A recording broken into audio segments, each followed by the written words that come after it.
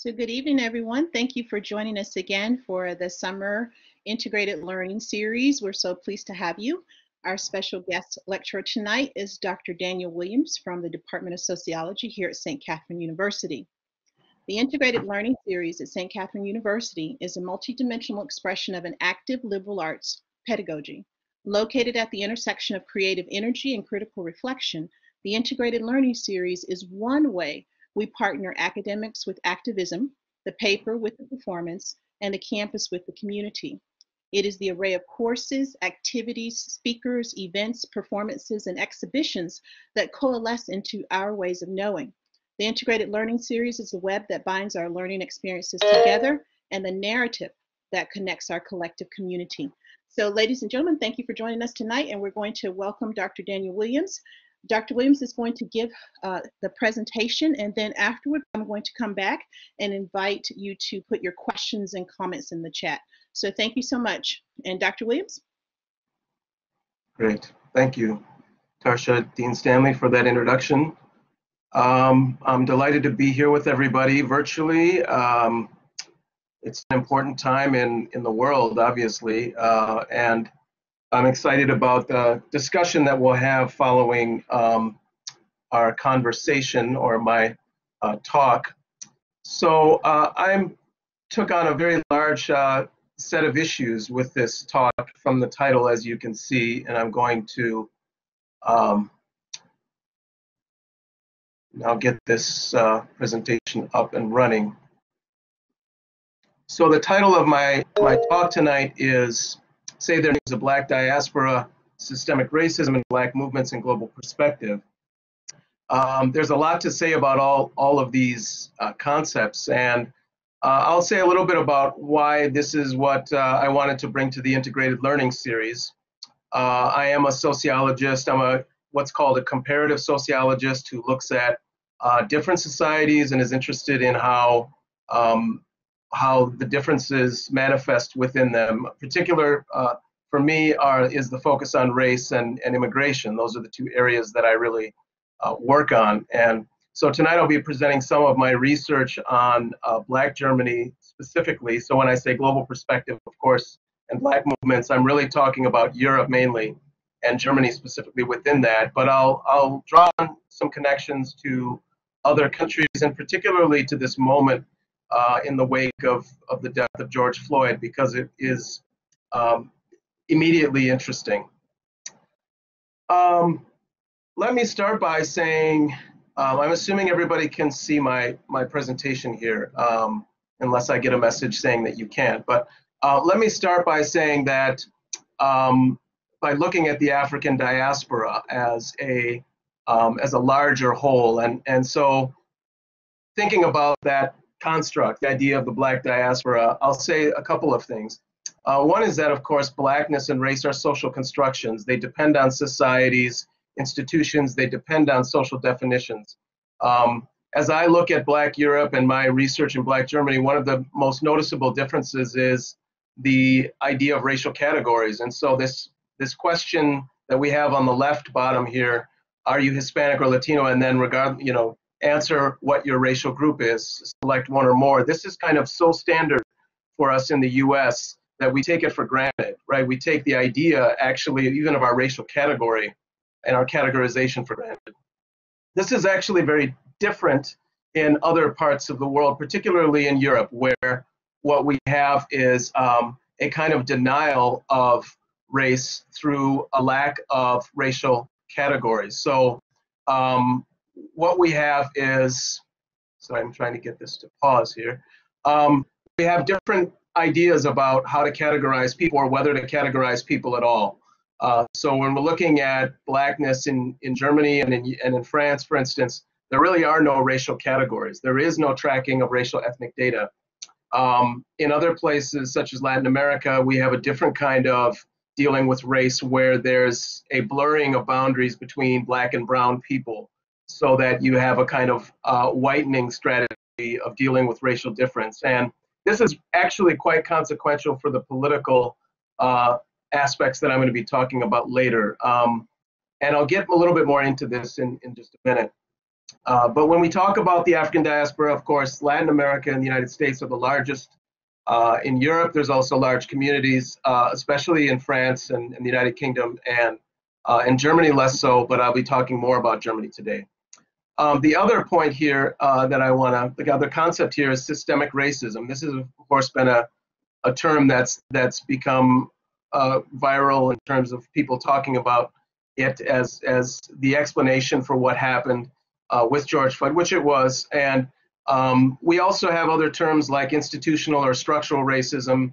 Various scholars have used one term or the other. I think what they all refer to is the fact that racism is something that has to be understood as embedded in institutions, that it cuts across social institutions, whether we're talking about employment or housing or politics or citizenship, education.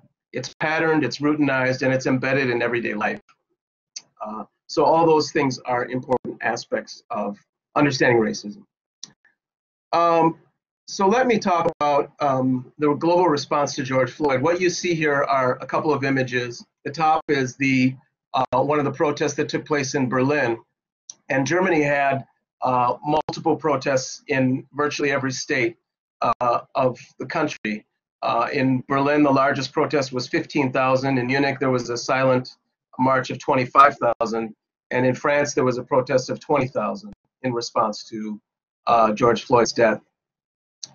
We say the names of those who have been killed by police here in the US, Breonna Taylor, George Floyd, Ahmaud Arbery, and others. Not all have been killed by the police, but I want to bring up the names of the Europeans who are those whose names are called in those contexts. And so in Germany, much of the Black movement rallies around the death of Ori Jalloh, who was a Sierra Leonean refugee killed in 2005 in police custody. In France, another name that is quite important recently is Adama Traore, a French citizen of Malian descent who was killed in 2016. Incidentally, Adama was killed while fleeing the police without a violation, and he was in fact crushed by 3 police officers, and various autopsies went back and forth about how he died, but the latest that was requested by the family stated that it was asphyxiation. So George Floyd's death is immediately recognizable to Black Europe. It is the way in which they've experienced the police, and it's the way in which they've died at the hands of police. Another important set of names is Bona Traore and Zaid Benna, who were both killed in 2005, which led to the riots in France that many of you may be familiar with in the so-called outer cities of Paris, which is essentially the equivalent of what some people here would call, the ghettoized inner city, right? It's outskirts of Paris where the undesired French citizens are segregated. And in that incident, again, these 2 young men were innocent, one Black French, one Arab French. Both were fleeing the police and were electrocuted at a power station in the process of fleeing them. These really echo, the kinds of experiences that we see in the U.S. And so the protests are not simply solidarity. Certainly they are, but they're also reflections on the real structural racism that Black and brown folks in European countries are facing. So I want to dig into that a little bit. And I want to say first, though, a little bit about the Black population of Europe and who they are. Oftentimes when I talk about my research in the US, unless I'm talking about the UK, which is kind of an exception because it is a English-speaking country, and we can maybe talk about that in the discussion. But there's not a lot of images of Black Europeans. There's not a sense of who Black Europeans are. And it is a complex topic. It's a complex population to talk about because the origins are from many different factors and for many different reasons. So, one of them is the colonial migrations, where people who were in former European colonies, which is what you're seeing in this map of Africa on the right, different colors correspond to different European colonial powers, are migrating back to European countries. So if we talk about France, for example, Adama Traore was a French citizen of Malian descent whose father had migrated to France in 1960, and that's largely because of Mali's connections to France through the colonial experience, right? And then the subsequent labor migration of many former colonial subjects to those countries. And this is the same story in all of these major colonial powers. We also had movements of people because of refugee migration. So that especially is true in Northern Europe, in Germany and Sweden and Norway, especially in Germany, which has taken in more refugees historically than almost any other European country. We also had labor migrants who came from places that had nothing to do with the country historically. So Turks in Germany came, but they really had no colonial connection to Germany. Students, and then of course military, especially during the Cold War, we had military American troops who were in Europe. And so there's a population of people identifying as Black European who are from those unions. So that's just a bit on that. And again, all of this is things that I hope we can come back to and talk about. I'm going to escape out of this slide for a minute just so I don't continue to have to hit pause, just a little technical thing. One of the terms that's not in my presentation at the top is colorblindness, but that's really critical for understanding structural racism in the European context. Colorblindness is a term that's been used by various scholars in my own discipline in sociology. Eduardo Bonilla Silva has coined the term to talk about the ways that race is denied as a central factor in explaining inequality across society. In Europe, I think there's a variation on this, and it has different features. So we have, first of all, the refusal to collect statistics on race.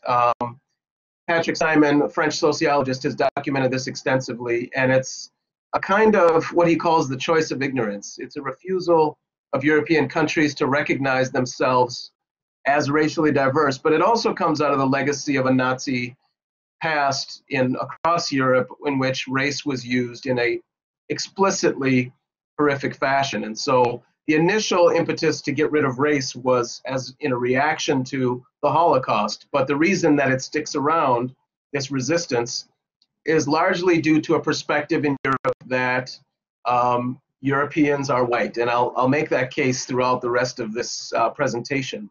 But it causes a problem for Black European movements and for Black Europeans in their everyday lives. Another piece of this, of course, is the idea that racism is a US problem. I don't have the time to get into the history of the race concept, but the racial concept of race really is born in Europe, right? The first references to something called race or to racial differences that are biological in nature comes out of European exploration and that era. It comes from different places. Some say the first mention is from a Portuguese writer in the 1400s. Others look for the word in English around the 1500s, but it is a European invention. And still to this day, many European politicians, even in reacting to George Floyd's murder, talked about racism as a US problem. So the French prime minister said, well, France and the national police are not racist, right? And Friedrich Merz, who's a candidate for chancellor in Germany, said in Germany, we don't have this problem. In fact, I'll give a short anecdote here about a colleague, a friend of mine, who is a Black American who studies Germany and who was recently asked by a German television show to be a guest to talk about what was happening in the U.S. in reaction to George Floyd, and then to compare that to her research on Germany. And the paradox was that that German television show did not ask any Black German activists or academics or writers to talk about the same problem. So it was as if there were no Black Europeans who could be asked about Germany, but instead they went to Black Americans. And she actually lamented that fact and had a conversation about it with friends and colleagues and decided to go ahead and do that interview for various reasons. But it was really symbolic of the absence and the blind spot within European countries, the refusal to see the diversity that's already there. Angela Merkel did react to this too, the current prime minister, chancellor of Germany, and she said that racism has always been around also for us. So, Merkel has become sort of more of a, she's moved gradually to the side of the arc of justice, I would say, vis-a-vis others in the world, right? I mean, she looks better than most heads of state in the West, and we can talk more about that during the discussion. What this results in is kind of this idea that non-whites, and really that's the conception we need, are migrants. Paul Gilroy, a long time ago, talked about this in relation to the UK and said that Black people are always seen as in but not of Europe, right? That there are no Black Europeans, there are only Black people in Europe. And so this is really the problematic aspect of colorblindness. And so what I want to do now is give a few examples of how structural racism is deeply embedded in Germany through a range of sites that we can look at. So as we take that definition of institutions, embeddedness, routinization, and so on, we can look at a whole range of sites where we see race. This idea that Black Europeans do not exist is part of the everyday interactions of Black and non-white Germans, and I'll give examples of that from my own interviews in a couple of minutes. But it's also in the culture. It's in the language and the naming. And for example, there is a word in German that translates as something between the US N-word and Negro.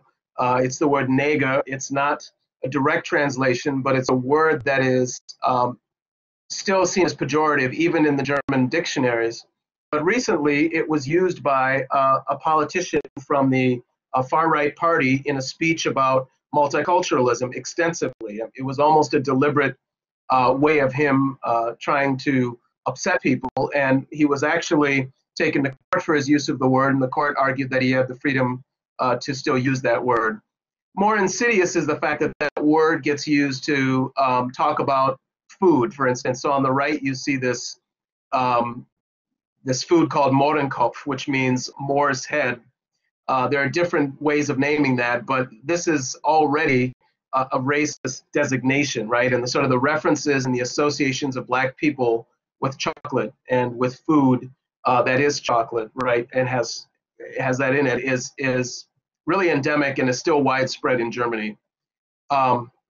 In education and employment, one of the real challenges is, remember that if Europeans aren't collecting data on race, it's difficult to get data on things like disparities. But there are independent, there are NGOs, there are scholars who do work in this area, more in France than in Germany, who actually look at this, and of course they find that there is rampant discrimination. There's also real disparities in educational attainment and in the employment sector as well. So we can talk a little bit more about that. I have some links at the bottom of the presentation that I'll share with you all that you can go and look at that are in English on your own and see those some of those studies.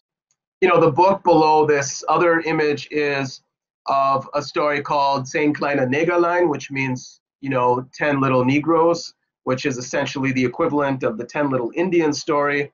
This is a German childhood standard book, and so children's books still circulate with these kind of images in which one child is killed after another in the course of the story.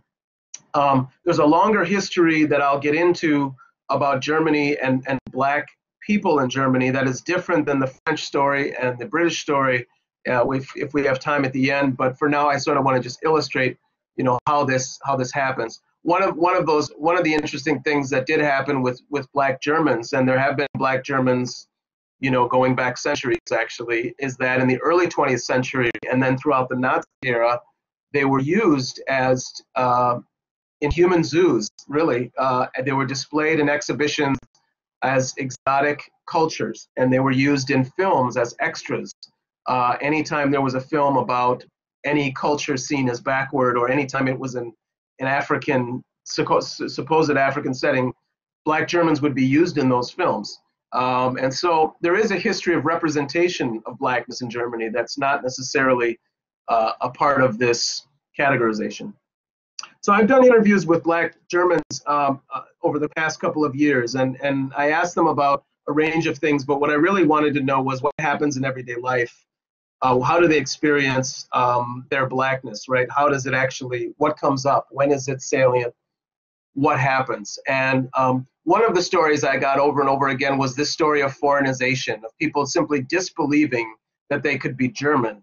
And so, for example, G here, the first interviewee, a woman in her late 20s, describes an ordinary interaction where she's at a French language group and the organizer, who's a white German, asks everyone, "Where are you from?" Right? And finally, she says, in her unaccented German, "I'm from Germany," as you can hear, right? And of course, the question comes, where are you really from? And so until the answer is given about her racial background, no one is satisfied. And so she feels compelled to have to say what her, racial background is, quote unquote.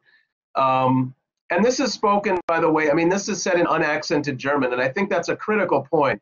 We're not talking about, these are not immigrants, and that's a very crucial aspect of the racialization that's taking place. That's why it has to be named race. Another person I interviewed, Kay, who's in his late 30s, talked about this experience of asking someone for the time, right, and says, "Can you tell me what time it is?" And he says, the person hears his voice, hears his Berlin accent, then looks up, and then in surprise or out of fear says, "No English," right? This person is now speaking to him in English, which I find actually quite fascinating, because I know we've got some linguists in the room tonight, but this does not happen to Turks in Germany, I don't believe. We don't have this kind of switching into English. English is really marked here as a language that's a global language for speaking to people who are presumed to be African, or maybe from other parts of the world who are assumed to speak English, right, or have English as a second language. So, I mean, this is kind of the everyday experience. This is such a common experience that I think out of the 15 people I interviewed, everyone had this story. It's actually become almost a cliche. It's also interesting that in the workplace, this kind of, even when situations where Germanness is acknowledged, right? This is not a stranger than a situation where people are interacting with strangers. They're at work, and S, for example, describes how he, was doing a job where he was on the phone quite a bit, and instead of being able to use his Nigerian name for his last name when he answers the phone, he's asked to use this name, this very typical German name, Müller. So he uses this name, and when he's using his African name, he's hung up on quite often. When he's using Müller, no one is reacting to him. So it's sort of as if here what's happening is his Blackness is being erased, right? He can't be Black because it's simply unacceptable in this setting, right? Similarly, D, who was in his late 30s and was an engineer, talked about his first job at BMW, in Munich, and working as an engineer, and the disbelief that he was met with, because people simply couldn't understand that someone who was Black, even though they were German, was not an asylum seeker or a refugee. So there is a dominant image of asylum seekers and refugees from Africa specifically that we can talk a little bit more about. But here again, the idea was that he couldn't possibly be qualified or somehow professional. So those are a few examples from my own research. So there's other forms, of course, too, and of course these connect to the context that we see, the connections with George Floyd with here in the U.S., and that is the state and law enforcement. And there's a number of ways that this happens. Again, this is difficult in the context of a country that does not collect data on race. But both in France and Germany, the evidence that exists points to major racial disparities based on nothing other than race. So not even based on immigrant status, again, but based on perceptions about who people are racially. In France, probably that's most expressed through what are called identity checks, the expectation that every French citizen or resident carries their identity. And, in one survey, 80% of young men who were perceived as Black or Arab were asked for their identity at some point. So this is a really high number. In Germany, this is a common story that comes from the Black community, but it's not documented extensively. And so it's really stories that tell that. But again, the presumption of foreignness that we just saw in the interviews lends a lot of weight to that point. There have been other ways in which the police has been particularly, have been the agents of racism in Germany.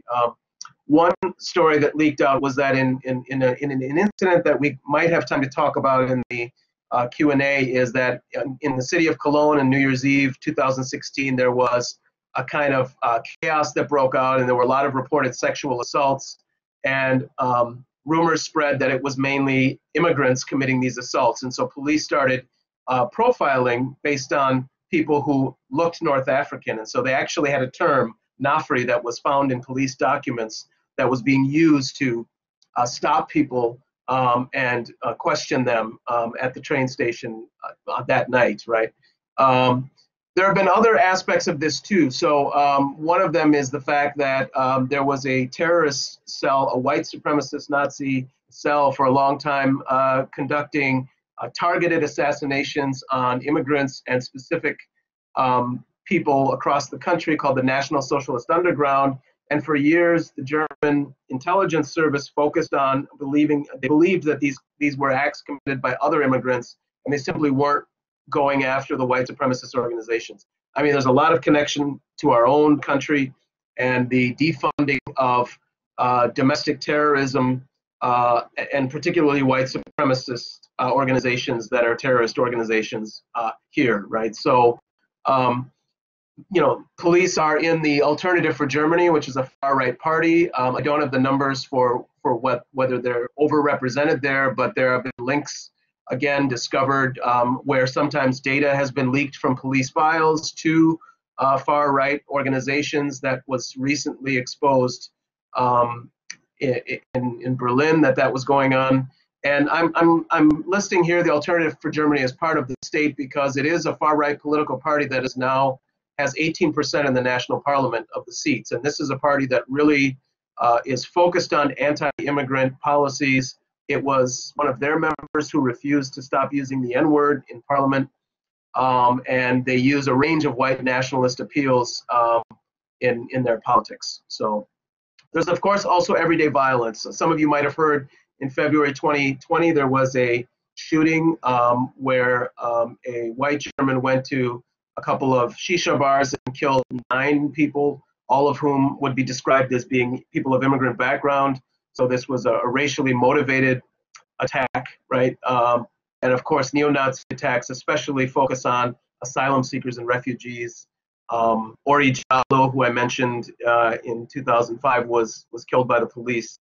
Was an asylum seeker in Germany, and many, particularly asylum seekers who are African, have been victims of neo-Nazi attacks as well. So all of these things point to a systemic problem that we can spend a little bit more time on. I'm going to zoom out a little bit here just to see where I'm at with time. I think I'm coming close to the end, but I do want to get through these a couple of points on the movement because I haven't really talked about that yet. And it's very interesting to see how Black Lives Matter Berlin has taken shape.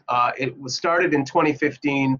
Of course, after Black Lives Matter in the US was founded in 2013, we had chapters emerge worldwide all over. And so it's not surprising there would be ones in Europe as well. But the issues are somewhat different. And that's where I think it's interesting to think about Blackness globally and what's happening in a place like Germany, where there are there's clearly systemic racism, but some of the issues are intertwined with German problems, let's say, German things are in the German context. So one of them is, of course, tracking racial profiling and killing by police. So the Black Lives Matter movement really focuses on this set of issues: tracking racial profiling, counting and documenting the Black German population. There's just been started a Afro census, that's what it's called, that's being run by an NGO that actually some of our St. Kate students visited, called EOTO, on a course with Susan Boscher and myself in January 2019. That's called Each One Teach One. and that's an Afro-German organization. And we had a lecture by an activist there, Kwesi Akins, who is part of this effort to document the Black population in Germany. So it's not the government, it's the NGO that's doing it. The renaming of streets is part of this movement, the banning of the use of the German N-word, advocating for Germany's admitting to a genocide committed in Namibia. Germany had a colonial presence in Namibia. It had a colony that was called Southwest Africa and committed a genocide, killing 90,000 people in the early 20th century. And otherwise, this movement is aimed at increasing visibility and also alternative curriculum. So I'll say a little bit about, I was in the march in 2018. I participated and did an ethnography, which I'm working on writing up, about the march and what it was like. I have some photos as well and some videos which I can share maybe in the Q&A. But what I thought was interesting, a couple of things. One is that the chants in the march, some of the chants were in English, and they were essentially the same chants that we hear here. They were Black Lives Matter, right? Black Lives Matter. They were whose streets are streets, right? You know, so it's a connection to the Black American experience of violence by the state. But some of them were different. So these last three are specific to the German context. Say it loud, say it clear, refugees are welcome here, right? Or AfD in the Spray. AfD is the alternative for Germany. That's the far right party that I mentioned earlier. And the Spray is the river that Berlin is located on. So they're talking about this party, you know, getting rid of this party. And Ori Jallo, it was murder. Because Ori Jallo's case was, it was tried, the officers were tried, but they were found innocent based on the lack of evidence. So there's differences here. The other thing that happens is that so what I'm seeing and what I want to sum up with here is that there's an intersection of the refugee politics in Germany and Black Lives Matter, right? There's a recognition that what's happening to refugees is part of what's happening to Black people in Germany. And that's the intersection that's different. Even the march itself, which, by the way, the march starts at a place called Mohrenstrasse, which Mohren you might recognize from the chocolate that I showed you earlier, right? It's more. And so what they do is they refuse to utter that word.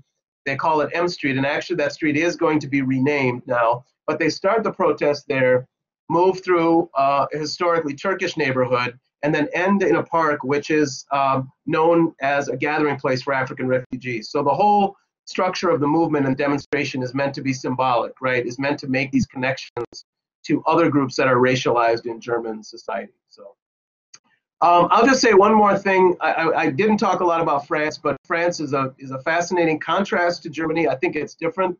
I think a lot of it has to do with the colonial relationship between France and its Arab and Black French citizens. There have been more studies of the racial profiling that takes place there, but there's the same kind of colorblindness problem. It's actually astonishing that in a country, if you've ever been to Paris and you've gotten out into the center of the city, it's astonishing that it is in denial of racial diversity given how Black and brown that city is. And so, but what we see here is a little different because many of the main victims who are part of the movement's basis have been French citizens who are not refugees, but were second, third, fourth generation immigrants who are working class, rank and file people in the Black French community. And so it is, the death of those people rings as true to, the way that it does for Black American communities when George Floyd or Philando Castile or Breonna Taylor is killed. It could be us, right? It's an immediate identification. And so France also does not have the past that Germany has in terms of admitting or recognizing itself as a country that committed racism on a grand scale. And so its defenses against charges of racism are a little stronger. It always claims that there are no communities, there are only individuals. It sees itself as a Republican nation that is, in which essentially freedom is held higher than anything else, right? And so there's this whole this whole narrative in France that it makes it very difficult to recognize racism as a social problem. So I'll stop there, and we can talk about some of the parallels and contrasts. And I have more slides and happy to answer more questions. There are some links here that when I share this with you, you'll be able to just click right on these and go to these various links. There are actually a couple of videos here too, and documentaries that are in English that are fairly short that are really good as well. So thanks so much, and I look forward to the Q&A.